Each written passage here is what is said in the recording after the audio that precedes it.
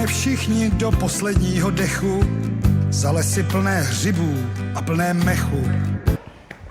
Milé diváctvo a milé posluchačstvo, já jsem Marek Božoň a vítám vás u prvního dílu pirátského podcastu Na kafe s Míšou Moricovou. Dobrý den. Dobrý den, zdravím vás. A zdravím i tebe, Míšo. Já bych asi začal takovou částí, na začátek pikošky ze sněmovny. A teďkom je taková, řeší se asociace nepřiznaných obydlí a tobě se teď vlastně taky daří dobře, tak jsi našla nějaké dobré nájemní bydlení nebo jsi něco hezkého koupila, nějaký byteček? Tak já musím posluchače zklamat ohledně tady toho. Daří se mi dobře, to je pravda, mně se velmi líbí v Poslanecké sněmovně, baví mě moc ta práce, nicméně se nedá říct, že bych svoje úspory investovala do bytů. To úplně není můj plán. Spíše ty peníze spořím a případně investuju zpátky do Pirátské strany. To je pravda, ty jsi velmi štědrou donorkou Moravskoslezského kraje a je to takové vlastně trochu nudné, že nekradeš a jakoby nejsou kolem tebe žádné kauzy, jako co by se rozebíralo na Seznam Zprávách nebo jinde. Ale to vůbec nevadí. Další takové, co se říká, a já jsem i četl na Instagramu od Seznamu, že vyjádřil se Přemysl Čech, což je vlastně ředitel agentury Median. Opozice v tuto chvíli je rozložená, voliči jsou zklamaní, nevyužívá příležitosti, jak se sama zviditelnit nebo vést reálný opoziční boj. Tak co bys mu na to řekla? Co dělají Piráti a jako, co děláš ty, aby si ukázala Burešovi, že prostě takhle ne? Tak zaprvé vždycky se ptám takových lidí, protože s tímto dotazem se pravidelně setkávám, co by si představovali, abychom dělali. Protože my jako opozice máme ty nástroje velmi omezené. Jde o to, že nás je méně. Jsme opozice, jsme v menšině. To znamená, že ať se stane cokoliv, tak většina nás přehlasuje. Tam není jako možnost udělat nějaký fígl, takže v tomhle směru to prostě ani moc jako nejde tam bojovat. Využíváme tradiční nástroje opozice, to znamená obstrukce. Neřekla bych, že obstruujeme způsobem, který je neudržitelný, jako se to stávalo v minulé sněmovně, třeba v případě 10hodinových projevů Tomia Okamury. To neplánuješ, nekupuješ si nějaké plínky? Nebo... Ne, tohle to opravdu neplánuju. Mám spacák a mám jako matraci a připravené prostě věci, kdybychom potřebovali být ve sněmovně přes noc. Nicméně z mého pohledu dokážeme dát velmi jasně najevo, že se nám něco nelíbí i bez mohutných obstrukcí během noci. Využíváme způsoby v rámci jednacího řádu a řekla bych, že jsme konstruktivní opozici v tom, že se s náma dá domluvit a že dodržujeme dohody. Problém nastává ten, když my máme nějakou dohodu třeba i s koalicí, řekněme s Tatianou Malou, která je předsedkyní poslaneckého klubu ANO, a jí se třeba nechce z nějakého důvodu dodržet ta dohoda. Většinou se to nestává, ale může se to stát, někdy to tak je a potom se vám jako úplně už nechce s nima jako nějakou dobu komunikovat, protože prostě se na ně nemůžete spolehnout. Tohle je ta jedna část, jak můžeme dávat najevo svou nespokojenost. Samozřejmě součástí toho jsou ty projevy. Máme přednostní práva, ty má Zdeněk Hřib a Olga Richtrová, ti se tam vždycky vyjadřují, jak můžou. Nicméně řadoví poslanci nemají zase tolik příležitostí. My se vyjadřujeme třeba rovnou k těm bodům. A to dělám velmi ráda, protože na mnoha věcech se dá jako něco kritizovat, samozřejmě i pochválit, to já se snažím jako v tom najít to pozitivní, protože někdy tam je. Ale co se týče nějakých těch příležitostí nevyužitých, tak mě upřímně nenapadá, co ten volič tím přesně myslí, protože my máme vyloženě tým na to, který tyhle ty příležitosti odhaluje a my na ně reagujeme. To znamená, že když se něco nám nelíbí tím způsobem, že to je napadnutelné u ústavního soudu, tak tu stížnost prostě dáme. A to samé je to u Evropského soudu. Nebo celkově to řešíme přes Evropskou unii, když máme pocit, že v rámci České republiky se s tím prostě nic dělat nedá. Jasně, já vím, že vy neustále řešíte Babišův střet zájmů s Evropskou komisí a upozorňujete je na to, že prostě ty dotace není dobré nebo není v pořádku krást a nelegálně čerpat. A ty jsi zmínila o tom, že ta spolupráce s tou vládou, s těmi vládními poslanci je složitá. Řekla by si, že je to i důvod, proč se nechcete podílet spolu s vládou na změně ústavy, aby se zakotvilo právo na referendum do naší ústavy? Tady není úplně problém v tom, že bychom se s nima neuměli dohodnout. To oni zrovna jako v tomto případě, oni se strašně moc chtějí s náma dohodnout. Tady jde o to, kdo to navrhuje. Výjimečně, většinou dokážeme ocenit, když ten návrh je dobrý a je jedno, od koho přišel. Ale v tomto případě jde to od SPD. A ta představa pro nás je celkem jako nepřijatelná, že to chce zrovna SPD, které samozřejmě má v té hlavě, že to chce kvůli věcem, které jim se nelíbí na našem systému. To znamená, že ideálně vystoupení z Evropské unie možná z NATO. Mám pocit, že oni u toho ustoupili, že to referendum navrhují bez tady toho, že se to nesmí. No. Ale já si stejně myslím, že oni jsou schopni to zneužít, to referendum. A já nebudu svítit SPD u zavádění celostátního referenda. Prostě nebudu.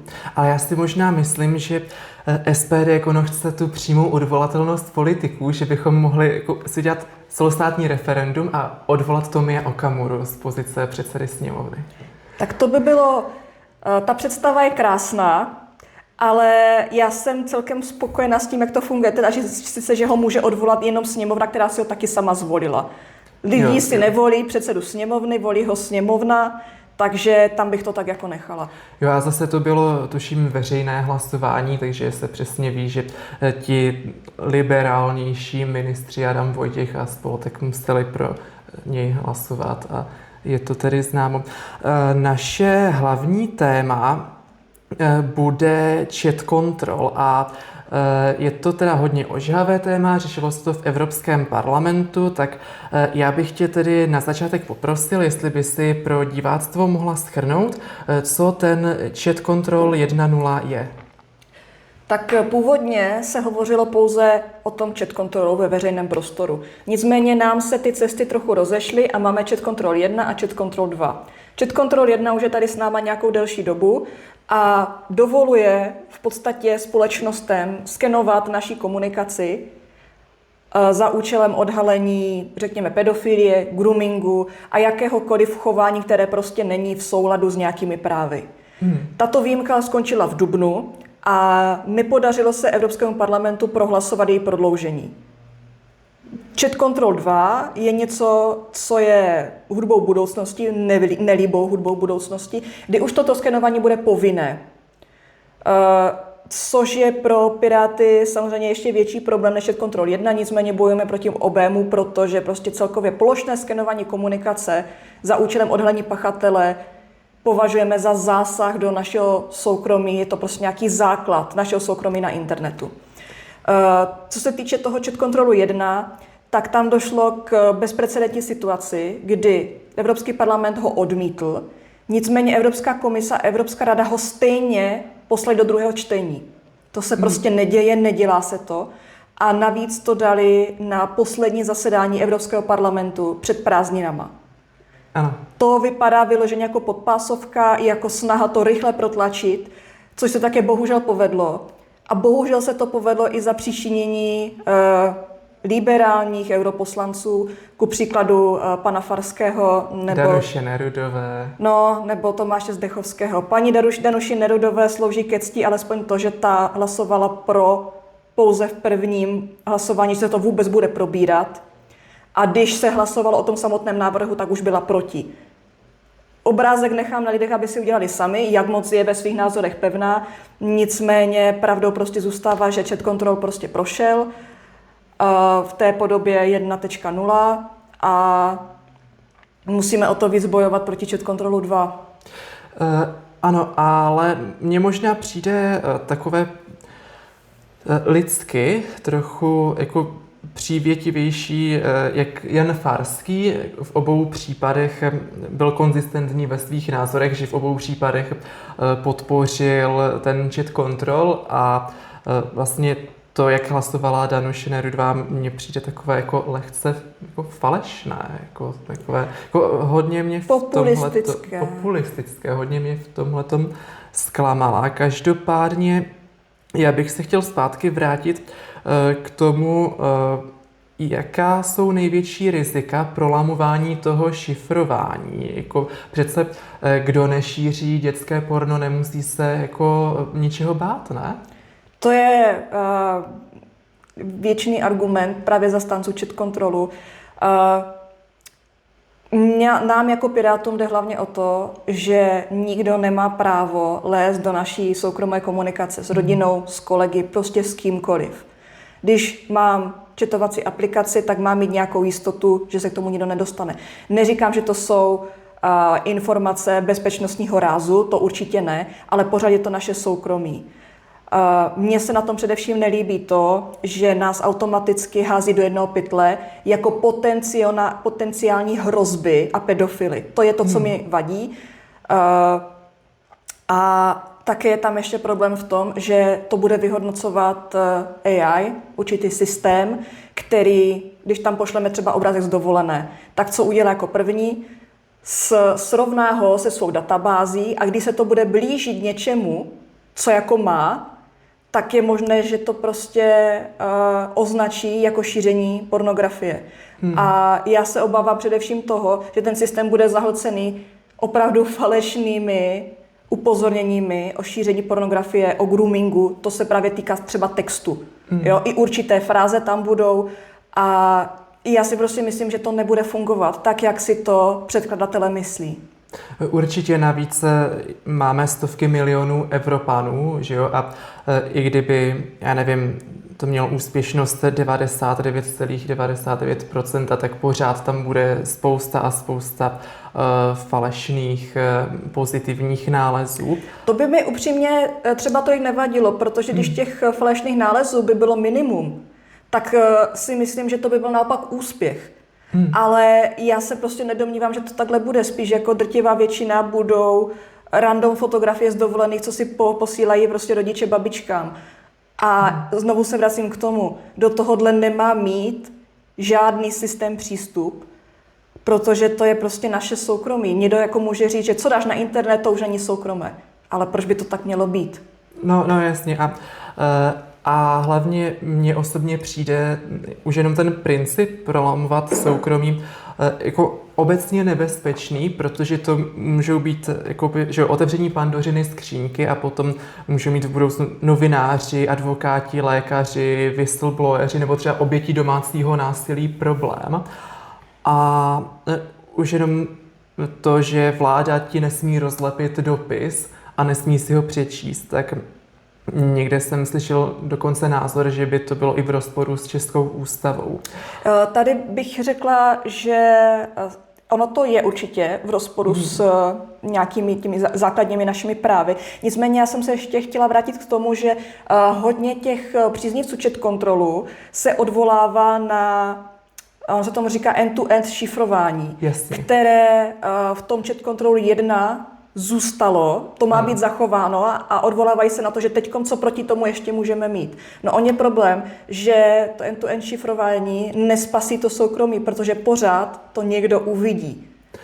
Ano, to jsem pochopil, že by to fungovalo tak, že ono by si ta AI jakoby přečetla tu zprávu ještě předtím, než ji odešleš a teprve potom by to vyhodnotila, jestli je to závadné nebo není. A co ještě mě třeba osobně na tom vadí, že já moc jako nevěřím takovým těm velkým tech firmám, že by to potom nezneužili ty data naše, že by to nevyužili na ještě víc cílenou reklamu a další ještě horší šmírování.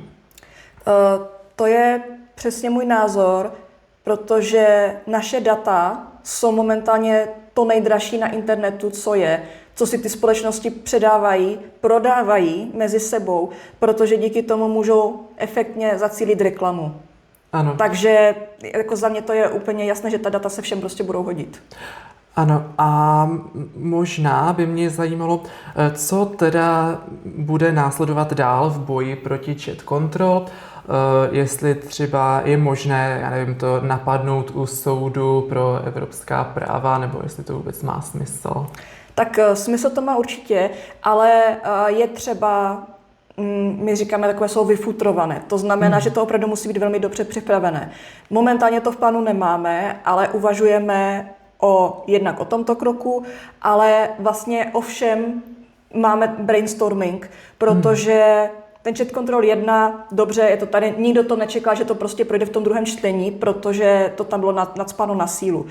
Co se týče toho Chat Control 2, nejlepší řešení pro lidi, jednotlivce, je psát svým europoslancům, aby hlasovali proti, protože my tam máme Markétu Gregorovou, která má prostě jeden hlas a sama to nezvrátí, i když proti tomu bojuje velmi srdnatě. Důležité je přesvědčit především frakci lidovců. A když se dívám, tak je možná dobré za mě psát i ostatním členům ODS, protože jejich Ondřej Krutílek hlasoval proti Chat Controlu, je to dobrý stavební kámen. Kdybych byla volič, začala bych prostě tam, případně ta lidovecká frakce, ale jinak jde i o světu celkově, protože pořád mám pocit, že lidé úplně nechápou, v čem je to riziko a jejich argumentem je, ale že to má chránit děti, to musí být dobré, ne? No, není. Určitě. A možná se tě na závěr zeptám, co tedy můžeš udělat ty konkrétně, anebo i my jako Piráti, přímo jako v parlamentu, tak jako na české úrovni? Na české úrovni platí velmi to podobné, co v tom Evropském parlamentu, a sice psát svým zástupcům. Myslím si, že opět není úplně třeba psát Pirátům, my v tom máme jako velmi jasno. Nicméně ten Chat Control, k němu se vyjadřuje Ministerstvo hospodářství, bývalé MPO, to znamená Karel Havlíček, a samozřejmě k tomu má přístup i Lubomír Metnar za vnitro a Andrej Babiš. Za mě je důležité se ozvat buď přímo na tato ministerstva, případně na poslance ANO. Tohle je za mě asi jako ten nejlepší tlak, jaký může vzniknout.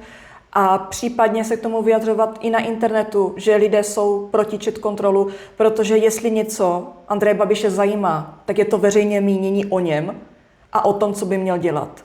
V tomhle je zase jako na jednu stranu dobře, že Andrej Babiš populista. Pokud se opravdu v Česku zvedne nějaká nevole vůči Chat Controlu, může se snažit prosazovat svou silou, která třeba nemusí být velká, ale aspoň tam ten hlas máme, aby se ten Chat Control 2 zmírnil, případně aby se úplně zrušil.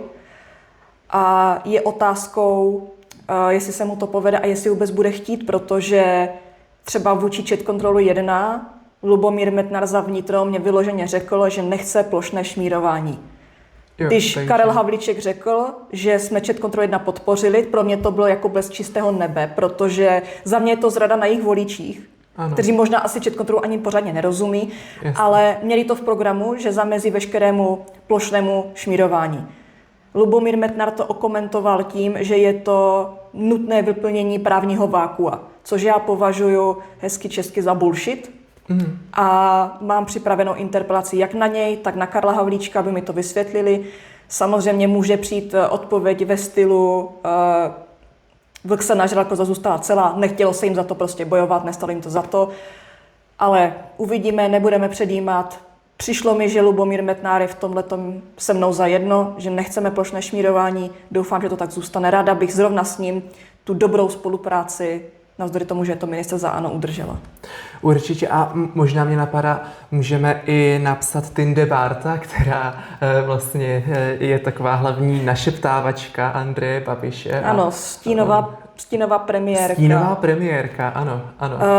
Mně to přijde jako dobrý nápad, pokud na ní někdo má jako lepší kontakt než na ministerstva nebo na poslance, to není těžké zjistit, všichni máme veřejné e-maily se stejným vzorcem, tak to se dá. Mohlo by to pomoct. Proč ne? Já si myslím, že zrovna ten Chat Control je opravdu takové ohrožení soukromí, že pokud to člověka zajímá, chce proti němu bojovat, tak by měl zkusit bojovat všemi dostupnými a legálními prostředky. Určitě. A za Piráty to každopádně budeme sledovat a budeme i nadále bojovat.